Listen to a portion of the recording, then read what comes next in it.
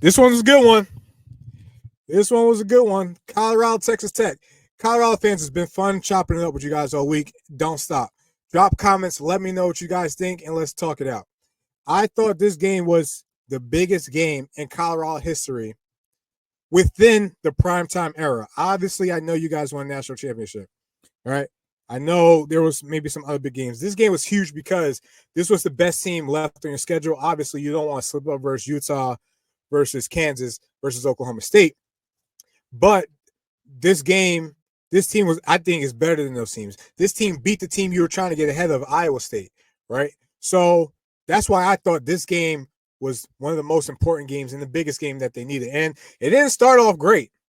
It was chippy in the beginning, but it didn't start off great. It was a little scary at first. All right. Texas Tech started off great. I think they went up 13-0. The biggest adjustments, and they said it in the broadcast, was the coaching staff Deion Sanders put together and the adjustments that they made.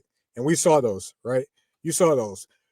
Colorado plays a lot of man coverage. We all know that, right? We all know that. They had to go more zone because Texas Tech was hitting them with the unders routes. And we all remember last year when Colorado State was killing man coverage with the under routes. That's what Texas Tech was doing too. They were killing Colorado with the under routes, right? But they were doing it in a way where it became a screen. So you see, when they had number one, number two come down the line, he was coming behind the line of scrimmage. Therefore, receivers and linemen are allowed to block before catching the ball. And they were using that to their advantage, right?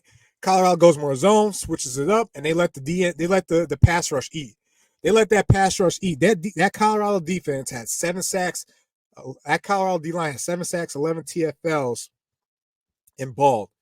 And they still, I believe that they lead the conference when it comes to sacks as well. Shedeur played well, started off slow, threw for 291 and 3 touchdowns, ran for 1. You know, he had a real good game. And what's the difference in this Colorado team? I'll tell you what, it's the growth. This team is battle-tested. This team is mature. This team doesn't get down when, you know, times get hard. This team knows how to make adjustments. You see it defensively. They got the right guys up front. They're letting the DBs eat, vice versa. Offensively, O-line is good. They might have the best skill set of receivers in the country. There's not many teams that have 3 or 4 guys that can take a screen to the house. This Colorado team is different, and they played well. They play well. And shout out to all the haters in the beginning of the year saying Carson Beck over Shedeur, Quinn Ewers over Shedeur. No disrespect to Quinn. I like Quinn. Carson, I'm not too much of a fan of, right? But that's just from a game perspective. But Shedeur is balling, man. I mean, even Cam Ward was behind those guys, and Cam Ward is balling, right? So shout out to Colorado. They get a huge win. All right.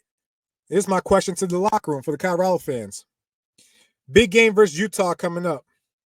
We've seen what Coach Prime has put together and his coach staff thus far. How do we feel about Coach Prime being Coach of the Year? He's got an argument, but let me know what you think and drop a comment. Obviously, there's a big game coming up against Utah, different kind of matchup, but Colorado has shown that they could play this type of game. Obviously, UCF, obviously Texas Tech. They've been able to stop the run all year. We know Utah wants to run. It's gonna be interesting. It's gonna be interesting. So we'll see how this one pans out. All right. But the last game we want to go to